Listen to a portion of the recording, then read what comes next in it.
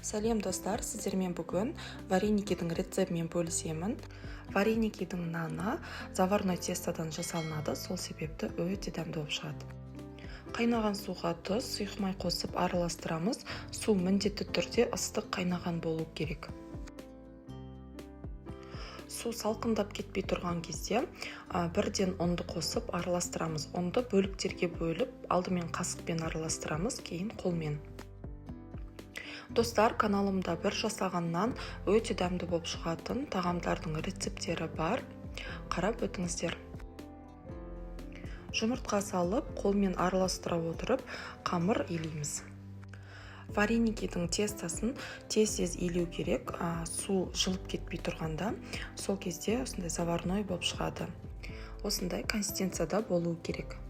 Осы қамырдың рецебін пельмен дайындағанда пайдалансаңыздар, өте дәмді болып шығады. Салафанға орап, жарты сағатқа қойып қоямыз, арасында 1-2 рет басып иін қандырамыз. Енді начинкасын дайындаймыз. Шамамен 30-40 минутта піскен картопқа дәміне қарай тұз, кішкене сары май қосып, жақсылап араластырып еземіз.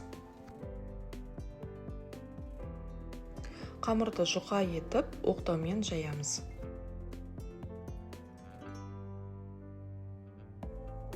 Енді жайылған қамырдан домалақ етіп кесіп аламыз. 4 бұрышты етіп пышақпен кесе салсаңыздар да болады. Қамырдың ішіне начинкасын салып, жақсылап бекітеміз. Достар, бекіткен кезде өте жақсылап бекіту керек. Өйткені суға пісірген кезде ішіне су кіріп кетсе, дәмсіз болып қалады, және де вареники шашылып, дұрыс шықпай қалады. Қайнап тұрған суға кішкене тұз салып, варениктерді салып, шамамен 10-15 минуттай пісіреміз. Арасында араластырып тұрамыз. 5-6 штуктан салып, сөйтіп бөліп пісірдім. Өйткені кастрюлім ондай қатты үлкен емес. Егерде кастрюліңіз үлкен болса, бәрін бірақ салып пісіре салыңыз.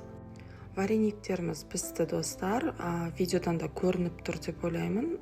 Тестасы сондай заварной болып, күшті болып шықты. Бәрін пісіріп болған соң кішкене сары май қосып араластырамыз. Маған варениктерді қуырылған овощтармен жеген ұнайды. Осы овощтарды қуырып алдым. Тамағымыз дайын болды, достар. Міндетті түрде осы рецептпен жасап көріңіздер. Менің каналыма тіркеліп алыңыздар. Ас болсын. Сіздермен болған Назым.